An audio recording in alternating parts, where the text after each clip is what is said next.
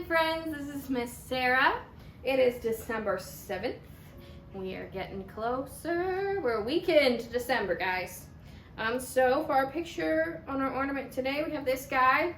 Kind of looks like a sheep, which he is a sheep, but he is a specific kind of sheep called a ram. Rams have horns. That's how you can tell the difference. Our story is going to come from the Storybook Bible again, and it is called The Present. And if you want to follow along, it starts on page 62. Let's get started. The Present. God knew that his secret rescue plan could only work if Abraham trusted him completely. God had to make sure Abraham would do whatever he asked. So a few years later, God asked Abraham to give him a present. Abraham liked giving presents to God. He gave his animals, they were called sacrifices, and they were a way to say, "I love you" to God. But this time, God didn't want a lamb or a goat. God wanted Abraham to give him something more, much more. He wanted Abraham to give him his son, his only son, the son he loved, Isaac. Put his boy on the altar and kill him as a sacrifice? How could God want him to do such a terrible thing? Abraham didn't understand, but he knew that God was his father who loved him. And so Abraham trusted him. Early the next morning, Abraham and Isaac set off. They climbed a steep and stony trail up the mountain. Isaac carried wood on his back. His father carried the knife and the coals. "Papa," Isaac said, "we have everything except for we forgot the lamb for the sacrifices." "God will give us the lamb, son," Abraham said. They built an altar and laid the wood on top. Isaac didn't understand, but he knew his father loved him, and so he trusted him. He climbed up onto the altar, and Abraham tied his boy to the wood. Isaac didn't struggle or try to run away. He just laid there quietly and didn't make a sound. Everything was ready. Abraham took his knife. Tears were filling his eyes. Pain was filling up his heart.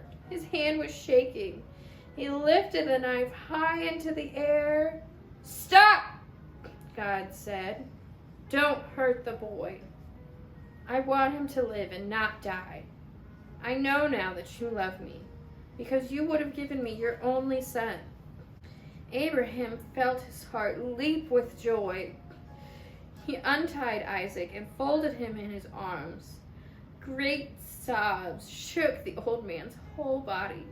Hot tears filled his eyes, and for a long time they stayed there like that, in each other's arms, the boy and his dad. Suddenly, Abraham saw a ram caught in some brambles. Sacrifice. God had given them what they needed just in time. The ram would die so Isaac didn't have to, and Abraham sacrificed the ram instead of his son. As they sat there on the mountaintop, watching the embers of the fire die in the cool night air, the stars above them sparkling in a velvet sky, God helped Abraham and Isaac understand something. God wanted his people to live, not die. God wanted to rescue his people, not punish them, but they must trust him.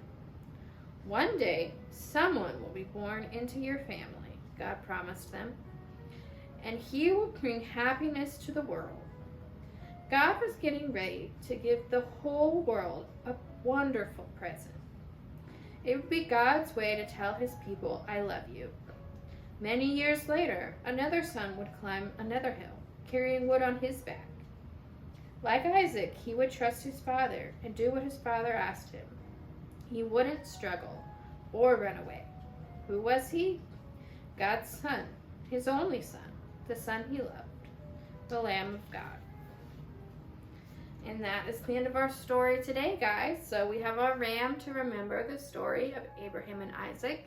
and how Abraham proved that he would trust God no matter what. And we have to remember that we have to trust God no matter what too. So sometimes things seem scary or don't make a lot of sense. We have to trust that God is going to take good care of us, which He will. All right, so we're gonna hang our ram up on our Jesse tree right here. All right, so that is it for today. I love you guys very much. Thank you for spending some time with me, and I will see you tomorrow. Love you.